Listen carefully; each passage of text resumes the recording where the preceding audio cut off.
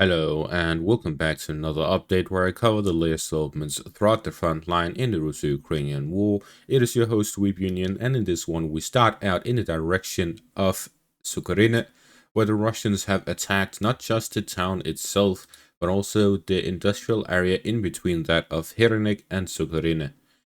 The Russians are here storming the industrial area directly from the forest lines following the capture of the fortified positions to the east of it.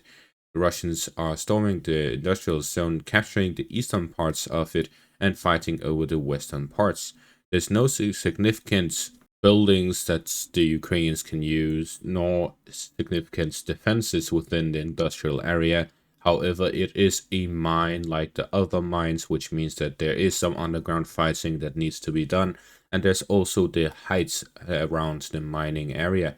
This means that the Russians will take a couple of days to gain full control of this.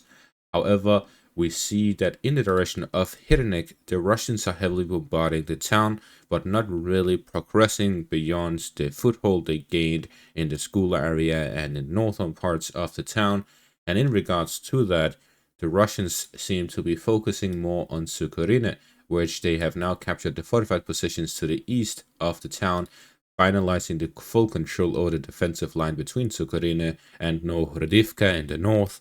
This has strengthened the Russian positions in the area further, and it has allowed the Russians to reach the outskirts of Sukhar. Currently, the Russians can attack Sukhar from the north, northeast, and east. If they manage to capture the industrial area to the southeast of Sukhar, there will be an additional direction in which the Russians can attack Sukhar. The objective of the Russians is to gain full control over the railway part of Sukhar here in the center. This would cut off the eastern parts, and it will isolate the western parts from the main section. There will be an additional push towards the fortified positions here to the west of Sukhar as well to gain control over the western parts, after which the Russian main push will continue along the railways. However, there's also going to be another secondary push by the Russians south of Sukhar in the direction of Novoselidivka. This will likely be in combination with a strike from the railways, potentially first when they reach the end of Novoselidivka in the western direction, and combining it with an assault from the eastern and northern direction to gain control over that town as well. The main push of the Russians will be to push through Sukhar, gain control of it, and continue along the railways until they reach the Vovcha River line north of Kurakhove. This is to cut off the entire section of Hrynik, Kurahivka, and the general residential areas here to the east of Sukhar. This will be to cut off the supplies to all of these localities. The Russians have control over Hustre and the prison here to the northeast of Kurakhove, gaining full fire control over the remaining roads to and from Kurakhove here by the eastern side, which means that if the Russians cut off the western part, then the entire area here in between Novoselidivka to the west and Kurahivka to the east would be located in an operational encirclement by the Russian forces. This means this entire area here will be operationally encircled. Therefore, it is very likely that this is the main push of the Russians here in the southern direction to gain control over this section of the front line, completely bypassing Hrynik, Kurahivka, and the general area to the east. As we can see, Hrynik and Kurahivka are fortified positions with some apartment complex buildings, a few mines, and industrial areas, which would be very difficult to gain control of fighting through them. And in the other hand, in the western parts by Sukhar, there's hardly any apartment complex buildings in any of these settlements, and there's not a lot of fortified positions, the majority of which have already been captured by the Russians. We see there's this line south of Novoselidivka facing the eastern direction, and then there is a few along the Vovcha River line facing the southern direction. That means there's not a single fortified position facing the Russians except for this one here west of Sukhar, which is why I said that they would look to capture it, strengthen their flank, and then push down south along the railways, where they would bypass all of the fortified positions and avoid any well-prepared positions of the Ukrainians. This goes simultaneously as the Russians have restarted the Pokrovsk offensive, where they have looked to gain full control over Mykolaiivka, leaving just a small part remaining under Ukrainian control, and fortified positions here to the north of Novohradivka, as well as fighting taking place in the direction of Sukhar and Lysivka, flanking of Seledove from the south and the north. So generally across the entire area from the river line here to the north, through Rodivka, Novorodivka, Selidove, and down south towards Hrenek, this entire area is an active section of the front line where the Russians are looking to advance in every single part of this area as offensive operations continue. In general, the northern parts here, north of Selidove, is from fresh troops who have just been rotated in, and to the south of this point right here is exhausted units, ones that have been fighting ever since the Russians reached Pokrovsk and then decided to move down in the southern direction. So they have yet to rotate out. Therefore, their push is likely to go to Kurakhove, and then they will hold an operational pause where they rotate out with fresh units, while the Pokrovsk offensive has just begun and they have many months of fighting in them before a rotation there is necessary.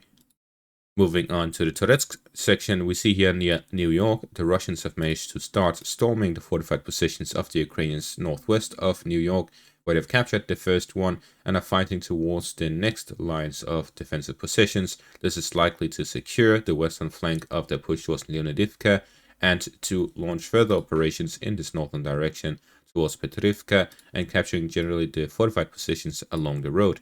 It is possible that the Russians will simply focus on the fortified positions near the road, or they could also start an operation in the western direction towards Sukhar. Either way, it seems that the Russians have expanded their offensive operations in this direction. At the same time, they continue offensive operations in the direction of Nelipivka, where they've managed to expand the area slightly under their control as they continue pushing the Ukrainians back in this section of the front line to connect the two peaks here in the southern flank of Toretsk with Leonidivka. Meanwhile, Deep State Map has released this footage from the direction of Toretsk, where Ukrainian units filmed some of the battles that took place, or the aftermath of some, where we see that heavy destruction is throughout the city. We see multiple apartment complex buildings that are completely clad in black from the aftermath of shelling. However, we also see that the majority of the buildings are still standing, and this is exactly my point when I talk about how apartment complex buildings are extremely difficult to push through, because they can withstand pretty much any sort of multiple £1,000 bombs. Therefore, the majority of these apartment complex buildings will not be destroyed, regardless of how long the fighting takes place in the area. And this means that generally these buildings have to be fought over one by one. And at the same time, we also see such examples as this one, where there's rubble on the ground next to apartment complex buildings. These are typically ones that were rigged with explosives in the basement. As soon as Russian troops take control over apartment complex buildings, the Ukrainians blow them up. This makes it difficult for the Russians to take control over new buildings, as they have to check them for rigged explosives before they actually take control of it, and that gives the Ukrainians an opportunity to counterattack or to regain control over one when the Russians only have scouting units within them. In general, what we can get or take from the battle here in Toretsk is that the battles are very extensive, there's very heavy shelling, and every single building has to be fought over for either side to gain control of them. And we see that the Russians have been taking territory bit by bit here in the central parts near the apartment complex area, in the eastern parts where they captured the remaining parts, and generally through the residential areas and industrial areas of the city. They've managed to capture well-fortified positions such as the prison area and the hills here in the eastern parts of Toretsk, and they continue to push through bit by bit.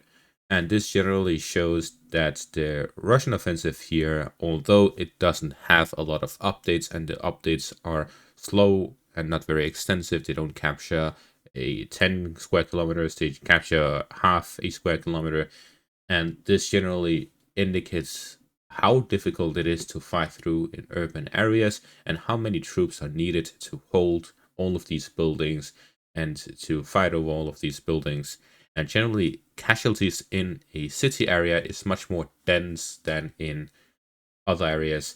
And this is why the Battle of Toretsk could easily have more casualties than, for example, the battle over the northern parts of Kurakhove, despite it being much smaller and much more dense. And that is exactly why the Battle of Toretsk may even be more important than the battle here near Kurakhove. However, we also see a different aspect to it, and that is the amount of territory gained and how much can be covered. Because if the Russians manage to encircle Ukrainian troops here near Korohove, then that naturally will have a much larger impact than the slow grind in Toretsk.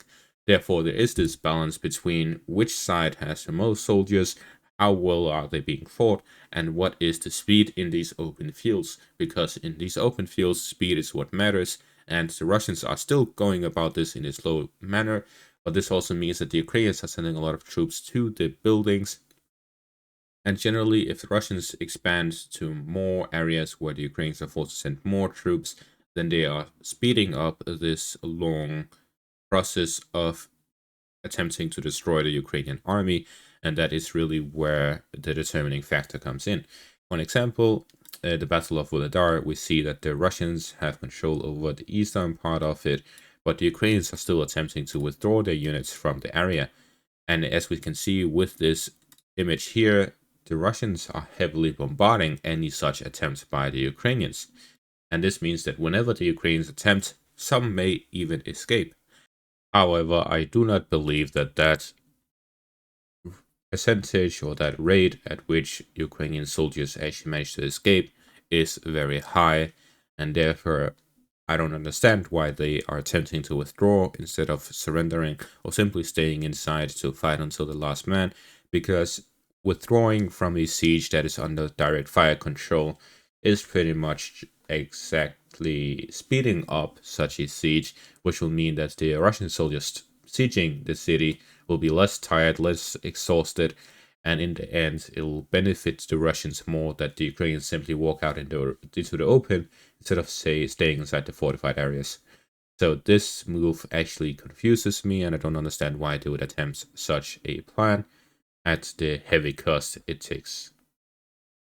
And that's going to be all for this update. Thank you all for watching. Make sure to leave a like, subscribe, and check out my Patreon for additional content. Thank you all for watching, and have a great day.